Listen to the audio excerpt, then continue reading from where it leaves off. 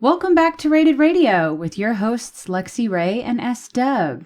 If you're here, we're about to rate something the kids are listening to these days. But before we get into the artist matchup that you came for during our special, Shane, what Billboard hit were we dumb enough to listen to? That would be Die With a Smile by Lady Gaga and Bruno Mars. Well, Shane, tell me what you think about it.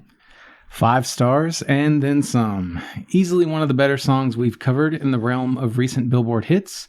Where the song shines brightest is in its God-tier production, managing to blend some of the best R&B, easy listening, and pop aesthetics from the past 60-plus years into a superbly diverse package, which only really disappoints when it comes to the weak, by way of comparison, refrain. The vocals are sublime, the lyrical messaging is simultaneously warming and tragic, a duet that radiates with the artist's shared chemistry, just a grand example of the fact that good music is still being made. This grand love song fits all the aspects of its context. Large vocals from both Mars and Gaga fit perfectly together. You know those skeletal remains of that couple that were found, like, in a loving embrace? Yeah, this is the love ballad equivalent of their last moments. I agree. 5 stars. And with that, let's roll that damn intro.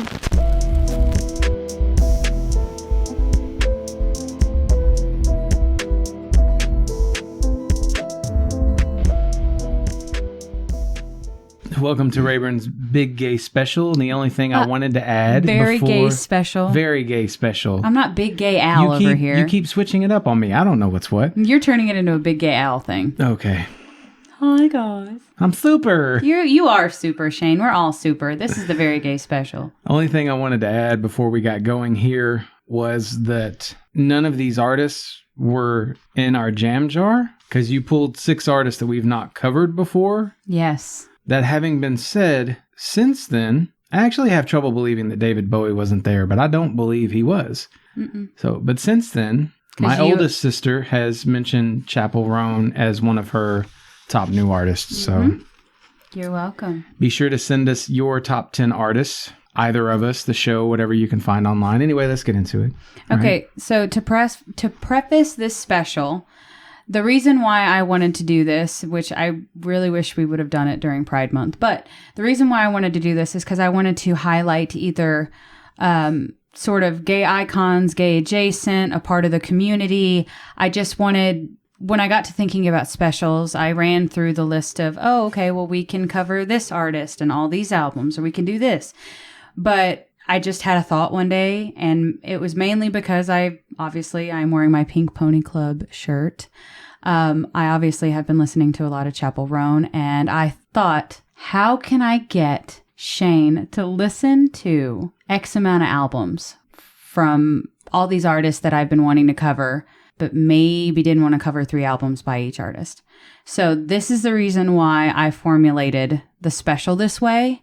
It's because it gave us the opportunity to listen to 5 albums that we may not have listened to before from 5 artists that we haven't covered. So. Well, I'm here for it. Yay! Question I have is, where are you starting? Are we starting with the girls' side or the boys' side? Because that's how I have to have a versus. So you said girls were Lady Gaga, Chappell Roan, and Cher. Yes. And boys were on the other side because ABBA has boys in it. ABBA has boys in it. And you got George Michael and David Bowie. Yes. So where are we starting? Let's go ahead and start with the girlies. Okay. So the first artist that we covered was Lady Gaga's Fame Monster from 2009. Which was the deluxe edition, which is actually a double album. Yes. So did I tell you the deluxe edition? I did. How many tracks? I did the 8. You did the 8? I did the 8. That was my fault. Okay. So, and mine is, I listed them. I know you have to have a versus, but in the past, I've just gone like, okay, this is my 1, 2, 3, 4, whatever. Mm-hmm. And I stuck with that same thing this time. So that's going to be how my rating scale is going to fall. Okay. So, off to a great start with Lady Gaga. That's all good. So this was actually my bottom amongst the 6. This was my bottom among the girls. I gave it 4 5s out of my 8 tracks. And I gave 15 5s out of 23 tracks. My top track was Speechless. I said Bad Romance, but I can't let slide that I also really, really dig Monster and Dance in the Dark. Okay. Well, that moves me to my bottom track, which is Dance in the Dark. Brown Eyes. Okay. I had more to pick from, to be fair. You don't love a good brown eye. Yes. Gaga's campy house direction with her music takes her vocals to gruff heights here. In addition to her electronically enhanced synthetic beats, she adds a level of sexuality and silliness. Overall, I give it 4 mothers out of 5. Okay. Let me start this review out by saying just how maddeningly stupid I found the number of variations this double disc reissue has, to say nothing of how it puts the newer songs in front of the old. Complaints of the old man out of the way, however, I still really love hearing more than a few of these songs just as much as I did then. Sure, the dark, bubbly club pop comes with a bit too much of that Jason Derulo self-referencing energy, and codes with a lot of fashion meets theater vibes, which I have trouble taking seriously, but Plenty Here was a worldwide phenomenon for good reason. Its production quality remains flawless, most everything is catchy as hell, even if you despise what's worming its way into your head, and it really does signal an evolution in pop's signature style. Nods to Madonna and Gwen Stefani while moving away from them in favor of artists like Miley Cyrus and Taylor Swift. The notion that these discs are yin and yang is pretty laughable. The commonplace vapidity keeps me from loving certain things my ears otherwise want to call thoroughly enjoyable, and the sound does bleed together after a while the way Kesha's hits tend to, admittedly to a lesser degree. In short, this isn't music that's going to challenge you, make you think, etc., but it's a no-brainer, must-experience effort for fans of the pop genre. I want to give this lower marks for making Spice Girls look lyrically brilliant by way of comparison, but at the same time, a large part of me wishes more albums sounded this crisp. If both discs were condensed into one, cutting all weaker material, it would likely be considered an indispensable dance album. Can you tell, by the way, I am typing out reviews, not just writing them now, and look like it's a lot of words for me now. Yeah. Sorry about your life. It's okay. Hey, you know what? This is a special for a reason. We're going to exceed the 30-minute mark. It is all good in the hood. One thing that I want to say is I also wanted to mention, I mean, it doesn't need to be mentioned, but I did make note of everyone's sexual orientation. So Gaga does identify as bi. I feel like you're buying time just because you know Chappell Roan is next and you don't want to hear what's going to come out of my mouth. No, no. It's not going to change how I feel about it. You looked genuinely offended at the single coverage during the last episode of the Chappell Roan song. I was offended? You look that way. No, I was not offended. It's not going to change girl, that I like her. He don't get it. He don't get it. That's the only reason why I said it. Okay, continue. Anyway, so moving on to the next album, which is The Rising... No. Tell us their orientations.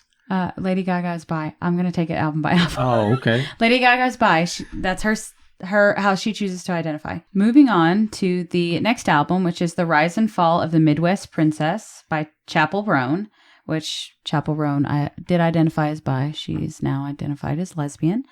This was my top album. This is my middle of the girls. I gave it 14 5s out of 14 tracks. Damn, this show am good. There it is. I gave 12. My top track was Pink Pony Club. Red Wine Supernova. And my bottom track was Made in Manhattan. Femininomenon. What? Okay. Really? All right. Sorry about certain individuals' hobby horses, but yeah, let's talk. Okay. This is the first time in a long time that new music has excited me. Newcomer Chappell Roan's debut does not disappoint. Her fresh feminine vocals are fun, energetic, sexual, empowering, and larger than life. It's clear in her music that this is an artist that is just a creative individual that finds fun and empowerment with what she creates. After learning more about her over the summer of 2024, which she dominated, she won the Best New Artist of the Year, and I have no argument as to why. I can't wait to see what else she does, and I undoubtedly give it 5 favorite artists out of 5. A stylistic amalgamation of damn near every female pop artist imaginable, from Cyndi Lauper to Lady Gaga to Taylor Swift to Olivia Rodrigo, and even some sprinkles of Lana Del Rey thrown in for good measure. Major difference? Roan blends genuine emotional fragility with her sloppy sexual tendencies to craft something quite a bit more human than a lot of pop outings offer up. It's also theatrical and cheer-like, but in a raw nerve, train wreck sort of way, which again gives it unexpected strength. Where this falls short of believability is when she tries seeming overly confident, such as in Super Graphic Ultra Modern Girl, or when she goes for the low-hanging fruit of girl power cliches, example being Femininomenon. Additionally, some of the melodies are pretty obviously unoriginal, a given for the genre, but annoying nonetheless. One thing I honestly adore about this artist, however, is her range-filled, emotionally affecting voice.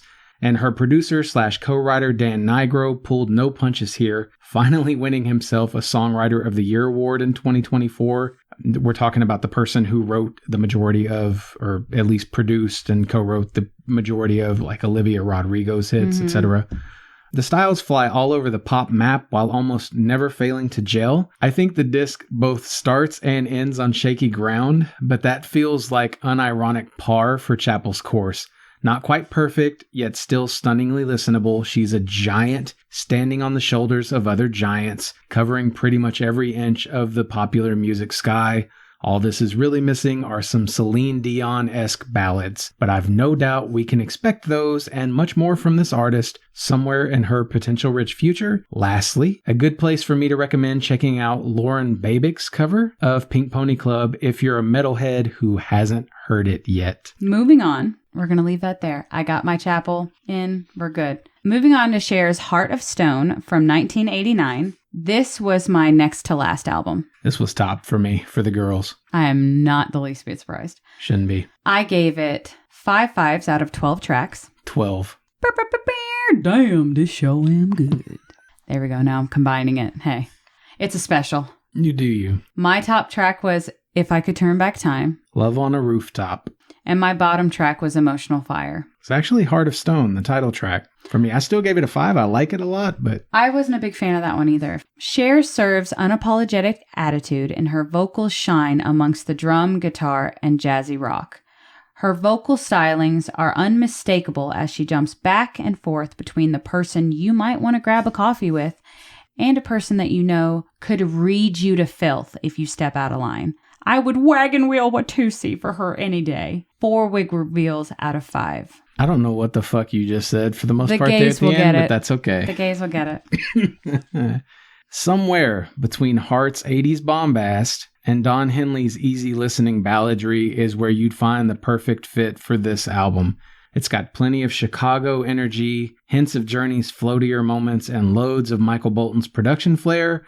Appropriate considering he's one of the primary producers here. While I was struck by the catchy and punchy hooks, as well as the considerable number of instrumental solos on a pop disc, I'd be lying if I said this album offered much in the way of mental sustenance. This is to say that these are 100% love songs, all over the map though they may be. The theme is actually so predictable here that even with the attempts at interesting lyrical imagery, the theme begins feeling noticeably monotonous. Still, if you're good with that, which you probably are since that's true of about 90% of all music, I think you'll be pleasantly surprised by this disc. Assuming you dig the hits, you should already know. Mileage varies a bit from track to track, but they're all listenably redeemable. It's a great disc for emotionally vulnerable music fans like myself, and I'm happily recommending it to anyone who likes pop rock love anthems from the 1980s. Think Tina Turner meets Belinda Carlisle, and don't sleep on the realized potential said spin affords. Lastly, Cher is here because she is a gay icon, but she does identify as straight.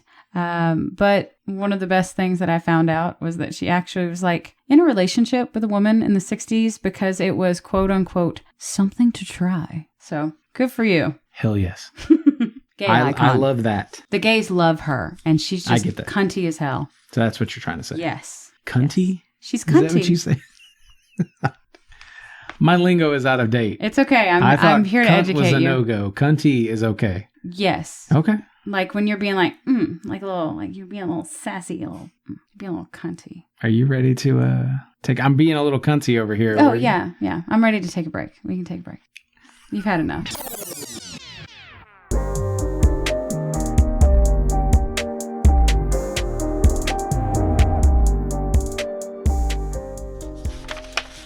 What the fuck is happening? You can't fucking handle it, Shane. It's okay. I'm all right. I'm over here like shimmying, like she is, and nobody can see it.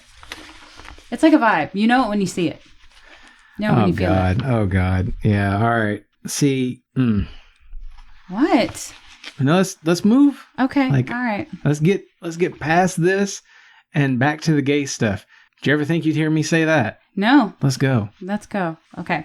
So we're doing the list, right? It's just the list topic. Yeah. Okay. Because I was going to say, this is not there. There's nothing gay about this. No, there's not. Yes. Okay. So let's get over this. Unless you're like the way a like white hetero Christian person would use it. The term gay, that is to say. Okay. Yeah, no. What? Okay.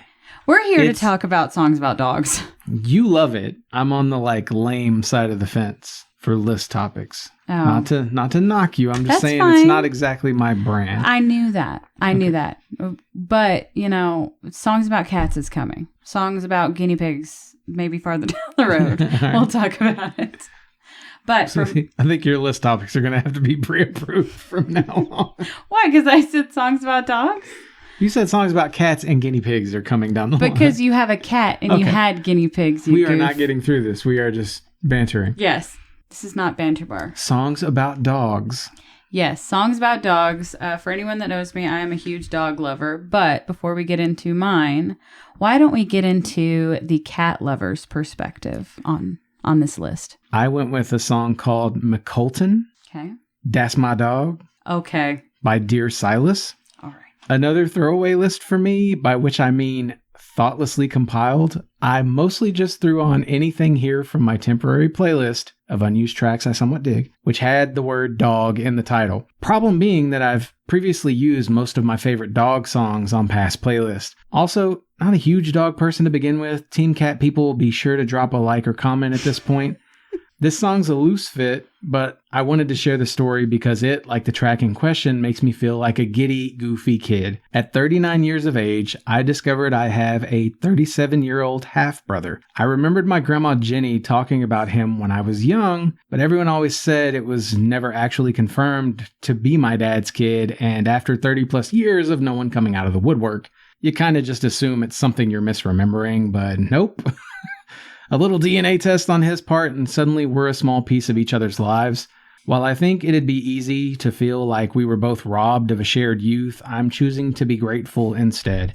Yet another one of those examples I have of pointing to for people who don't think life has any cool surprises left in store. There's plenty more. Life's a wild-ass ride, so try to enjoy it while you can.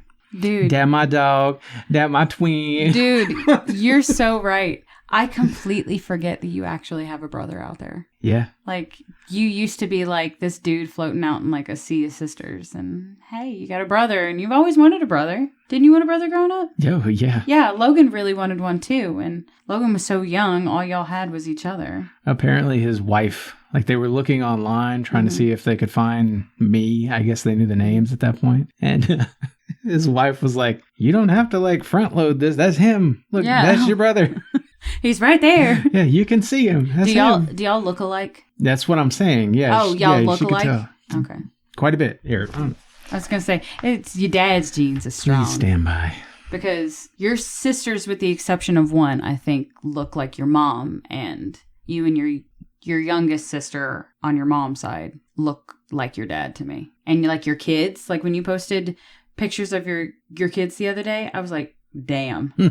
No, it was a video of you when you were young, and all I could see was little Jenny and Taylor running around. Sorry. Oh, really? Yes. The video you posted on Facebook, yeah, that looks just like your kid. Okay, yeah, I see it. It's here. Yeah. But I see it in your kids too. Tell me a story, Reverend. Okay, well, since Shane's done talking about his dog, I'm going to talk about Maggie's Song by Chris Stapleton. Without breaking into tears, all I will say in regards to my story, I have had many a wonderfully loyal dog, and all of them in their own category, and I can tell you only through the eyes of my own heart, I have never and will never feel the same type of love that I have had for each of those incredible animals again. And I am lucky for every second they chose me. Nothing is quite like the love of a good dog, and I'm a better person because of them. Before we move on, by the way, I want to add that it should be obvious that I don't hate dogs. No. But I love them. The primary animal included in my novel is a dog. Mm-hmm. And my nickname is Dog. Yeah. Which was given to me by your parents. And I always thought that was extra special because they obviously love dogs. Yes. So I mean, for fuck's sake, my dad walks around saying he's the dog whisperer. You know how much pride he takes in that? Dogs. Sadly, I do. In another life, my dad was a dog. Like we all get it. The dog love. I'm also with someone, and his mother is the exact same way. Like our love for dogs, we get that from both of our parents. It's we crazy. were at the park last weekend for one of my nephew's birthdays, and I'm sitting there with his dad, which is Al. He's been on Banter Bar, and we watched this like athletic, big titted, like just if you know, right? 3 dogs. She's got 3 dogs, and there's a guy next to her holding like a 1-year-old. And Al's the one who started it. He was like, "Do you think that guy even likes her? Like you can, she's got the dogs." Like 3 of them, she's not worried about the baby at all. Like you can smell crazy from a mile away, right? And it was just this big joke, and we kept talking about it. And then eventually we look up and realize, like, the dad has left with the baby. And she's still there with the dogs? She's still there with the dogs. And I thought this was going to be a case of one time we were at the park, and we saw a guy in a dress put his dog in the baby swings. Dude, so I've seen baby people push him swings. in strollers. That's weird to me. And Taylor was asking when he was real little for us to swing him.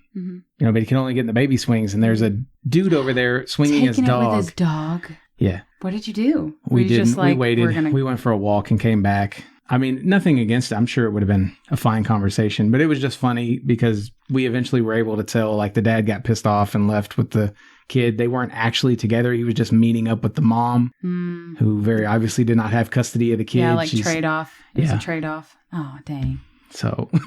Rough. That's my most recent dog experience. Let's move on. Yeah, let's move on. Actually, that's a lie, right? Because Halloween. Yeah, you just told me about Halloween.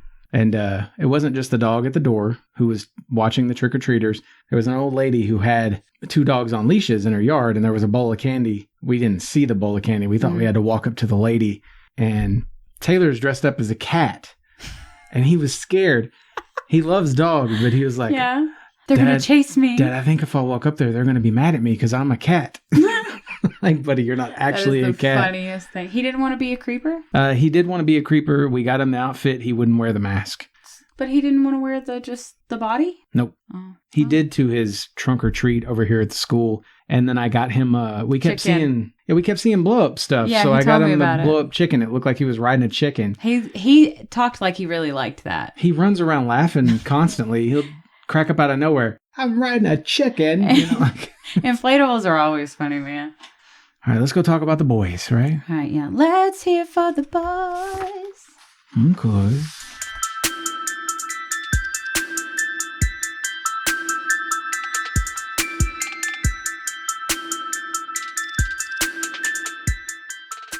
Did I just kill your vibe?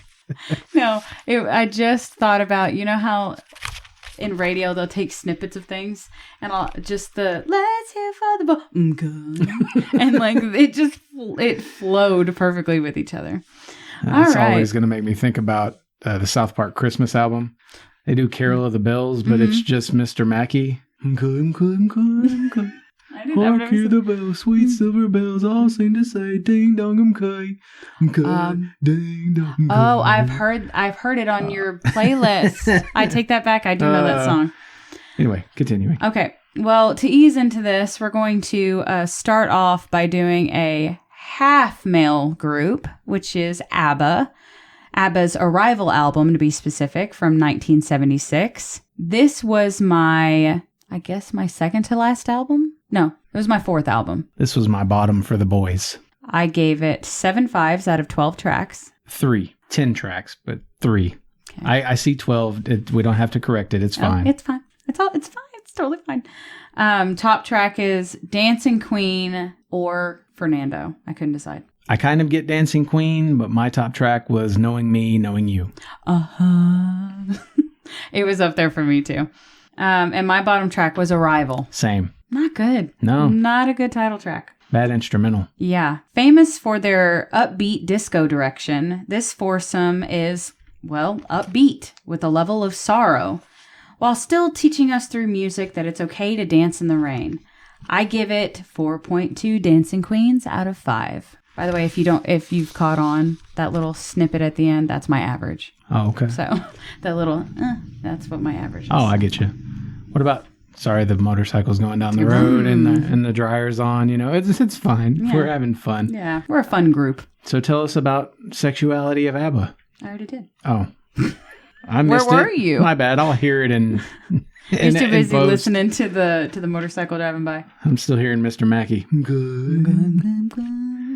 This music paints two different images in my head. First is what sort of twisted Christmas music would be playing at a discotheque. Second is what sort of Disney soundtrack a serial killer might concoct for an animated film interpretation of American Psycho. If the trolls from those Trolls films had foreign accents and started making dancier versions of Carpenter's music, ABBA is what you'd get. Somewhere in what I just said is an implied compliment about how much melody work, soloing, grooves, and nice spacing in the wall of sound exists here, but I continue to struggle very, very hard to get past the cartoonish musical foundation and lunatic-sounding vocal harmonies. I honestly believe you could torture me with this group's stuff if not for the impressive intricacies of it. In short, I can respect the aspects of ABBA's instrumentals, which remind me of outfits like Bee Gees or Herman's Hermits, but much of the vocal work I find outright off-putting. It's just not for me. Like someone took Helen Reddy's I Am Woman, hear me roar, and layered the vocals, somehow resulting in something even more cheesy than it was to begin with. I wholeheartedly understand why this would have an audience, but it strikes my ears with as much clownish satire as Tiny Tim's Tiptoe Through the Tulips. It'll be my Tiny Tim. Major problem here. Oh, okay. Is that this also has a sound that's near Renaissance in its big band delivery that doesn't move me emotionally, even where I mildly enjoy a given track. Again, though, the composition of the notes and instrumental spacing did surprise me, as I'd always assumed this was little more than a handful of singers put to some bass-level melodies, an assumption which was 100% incorrect. Again, I'm trying for some compliments here. No, hey, dude, it doesn't change my opinion. It is silly. The reason why it's here is because it is supposed to be. It's a level of camp. It's a level of silliness that it's like, I don't even care how silly it is. I'm going to do it anyway. Okay. And I'm going to rock it as I'm doing it. That's half the appeal of ABBA for me. It's just like, I don't care. I don't care how stupid I look right now. I don't care if I look like a child right now. I don't care if I look like I'm low class right now. I do not care. I'm just going to do whatever because it's all about this like a kind of uplifting sort of energy. And you said Carpenters, and the fact that you said Carpenters, you get the comparison a little bit, too, kind of, especially by the sound. I take the Carpenters very seriously. This strikes me as serious music. There's just something on top of it that is camp, and that makes it very strange for me. Like I listen to Aqua a lot. Yeah, Aqua. I would put them in a similar category of camp. But still really good stuff that I find easy to listen to. Something about the vocals here. Is it the female vocals? Because the female vocals carry the majority of the songs. I know they do. It's not in every place either. So yeah. I just want to move on. Maybe Well, some point in the future I'll have even more to say, but okay. Well, you know what? I'll take what I can get for right now. All right. Let's move on to George Michael's Faith album from 1987. This was my third album. This was my top for the boys. I gave it 5 5s out of 10 tracks. 9 out of 9. You don't have to correct anything. Just give me my noise. I never know on the last track. My top track was Father Figure. No. Oh. It was a perfect rating for me. Oh, I apologize. This show I am good. And with that, you most likely will not be hearing that from her very often from now on. Oh, yeah, because our rating scale is changing. Tune in next season for more of that fun. All right.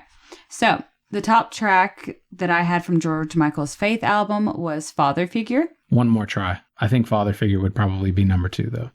Again, it's got that little, like the whole dee-dee-dee-dee-dee. That's not my favorite, but there's something about that middle part. It stood the test of time. That's sure. real good. My bottom track was Hand to Mouth. Hard Day. I still love the song, to be clear. Okay. It was just, I had to pick a bottom. We all know this host loves her dairy, but while sexy and fun, this album tends to have a little too much 80s cheese for my taste.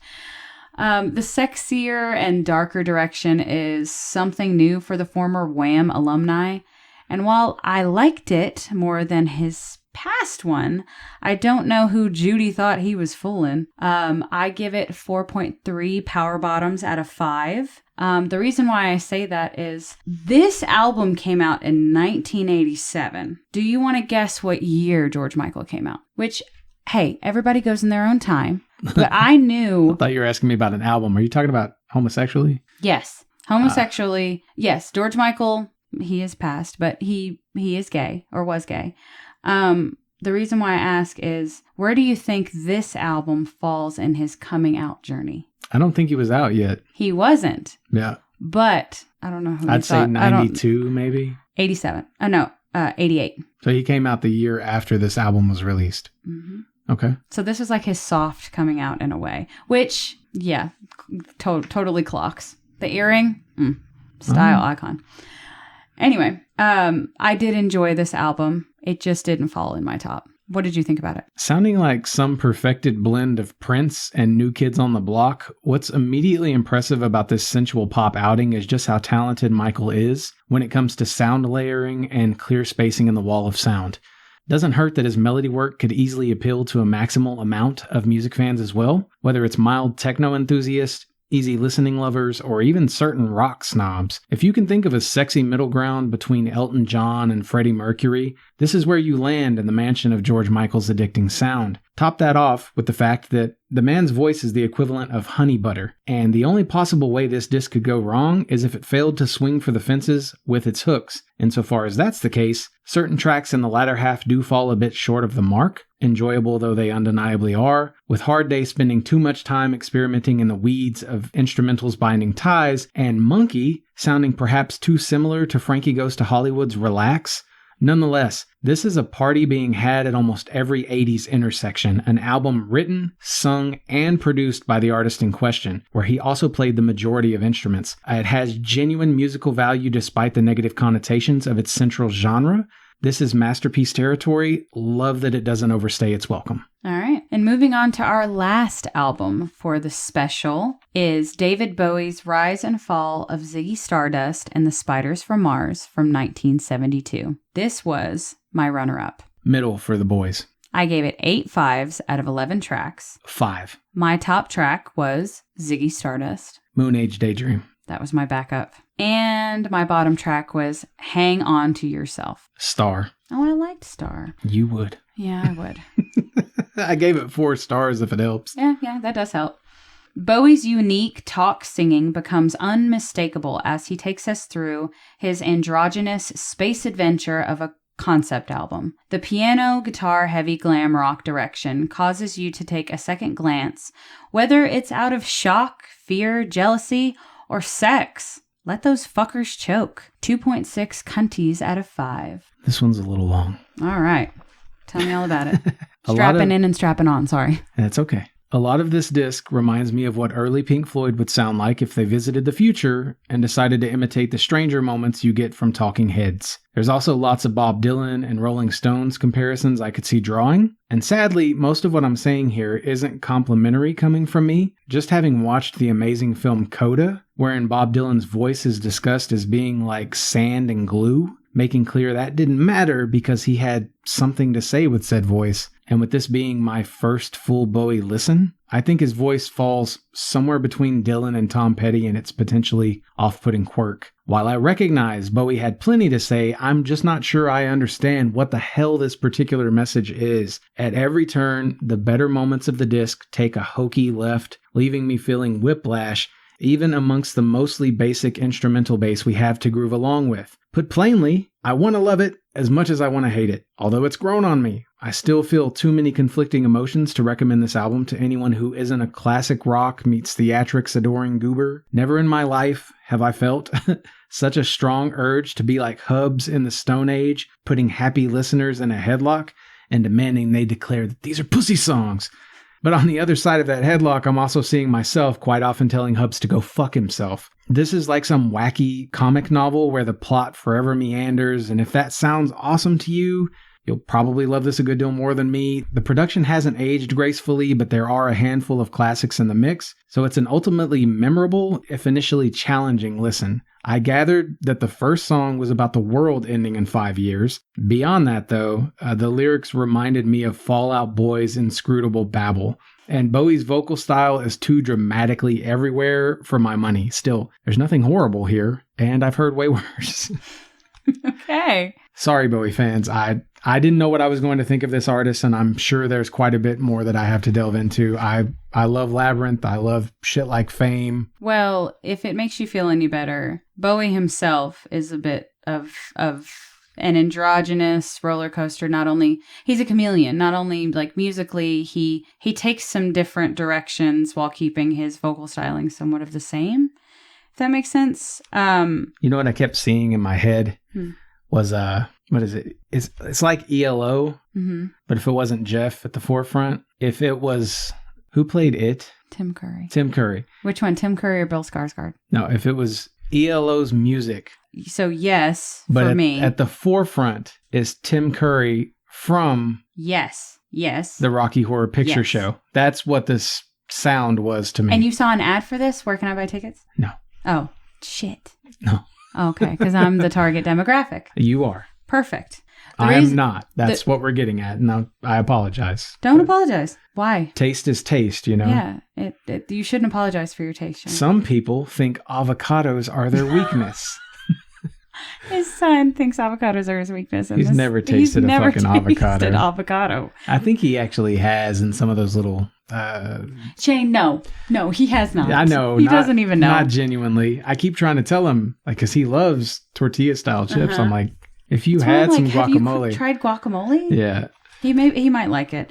Okay, so back to Bowie. The reason why I say it is because he's been on a how he identifies sexually a roller coaster. From what I understand, in 1972 he identified as gay. In 1974 he identified as bi, and then in 1980 he identifies as straight because he married what's her face, the what's her face? Okay, the African American model. I forget her name. I am so sorry, but they were married for years, like till he died. So it's interesting to see the fluidity of sexuality even over time with an individual. In certain people, I think the capability is there. It's just interesting because it really shows like just how different at different times people can feel so different in their lives. And you know what? It's his journey. He wasn't hurting anybody. Let him do his thing. So I'm glad we got to listen to music from these artists. We haven't listened to them in the past. And I love all of these artists for different reasons. I may not love all of what they do, but the music that they make and the things that they stand for, I think are important. Completely agree with you on the sexuality front, or any front really. Discriminatory leanings. You know, like I may joke a lot about certain things. Mm-hmm. Like, for instance, my brother-in-law always joked about Jews because it made no sense to us. Like, why Jews? Yeah. You know, so anytime like a Jew joke we come across, we tell each other because it's hilarious to us because we don't understand, like, why would you be discriminating against? Mm-hmm. But that comes to a lot of what I feel anyway. I grew up in a place that was very much a melting pot. You know, I remember playing with my Ninja Turtles at my dad's cousin's house who was homosexual, and he was living with a man, and that man was trans and eventually, you know, wanted to make the jump. The transition. Yes. The full transition. So none of this is odd to me. What's odd to me is people who discriminate because of those things. I don't get it. I will never understand that mentality. Which side won for you, since we're being sexist here in our breakdown? Well, the boys or the girls? I only had one side with perfect album rating. So, right? So girls. The girls' side did win. I knew I wanted to include ABBA, But I did you the favor because originally what I had written down for this special, it was an all ABBA special. So 6 ABBA albums. I just want you to know that. That might have been the end of the podcast. Yeah. So I was very careful in my choices. So I wanted to include them, but I didn't want to do you that dirty. But I almost included Elton John instead of George Michael. Well, thank you for not doing that because I still have certain matchups. Okay, good. Yay. Like I can't title an episode Lady Gaga versus whoever, the way I might have wanted to because now they're judged, they're out there. So yeah, but I you're still not going can to with Elton list John. it. You're not going to list the artist names. You're going to list it the special name. Yeah, I know. Oh, but they can't be drawn. Hey, you're not following me. Like, yeah, we have normal versus episodes, and a big part of that is being able to say Fall Out Boy versus, whoever Fall Out Boy was up against. Tell me how good Charlotte. Yeah. But these 6 artists will not be part of that versus titling at this point. Now they're only going to be in the Battle of the Bands. Yeah, right. Even when I account for the double disc from Lady Gaga, the girls still almost doubled the boys' output for me. But Pussy George Power, Michael's man. Faith, one of the first cassette tapes I ever remember hearing in full. My Uncle Mike gave it to me. Still just is amazing. Michael gave it to you? Yeah. Oh, interesting. Mike gave us a ton of tapes because he was moving to CDs. Okay. So he gave that to Laura and I, and that's cool. I mean, he even had stuff like Tiffany in there. So you can give me tapes. Well, I'm Just sorry. Made me breakfast. You were probably still a little diaper wearing squirt at that point. I was being a shithead. He had to take me to school every morning. He probably had enough of me. Did you take your little Christmas drum pad? Yes. No, Wogan, that's mine. God almighty. Yeah, I was a shithead. I was a shithead for a while. I still am. It's okay. So this is the end of the season. Yeah, end of season 10. And I did enjoy it quite a bit more than I was anticipating going into it. It's been a very gay time. Next season, what you can expect from us, just so we're clear. The verses will still be kind of the same. We're releasing more episodes more often, most likely. Mm-hmm. I know I am anyway. More music. Yeah. More music is going to be covered. But each verses is just going to have one album. So when we start with Baby Metal, it's going to be one album on each side. And we're not getting to pick the majority of the albums anymore. We are randomizing it. That way, it's not just shit we like, and it doesn't constantly sound like shit we like. Fawning praise for everything. So, and there's a lot more, but we will get to that. Thank you for being here. And I'm going to let Rayburn take us out. All right. He's going to let me take us out. So that's going to do it for now. Hit up our playlists. Visit our shop. Come find us online to get your voice on the show. And until next time, fill your world with music. And yes, you will see me next season, Shane. I wasn't worried that I wasn't going to. At least I am. No, I meant... I'm still going to be back. I'm going to be here. I meant the weekly episode structure. Yeah. I'm still going to do... I'm going to see how it fits. Yeah. I'm going to try. We're a team, okay? And don't be afraid of a little fluidity.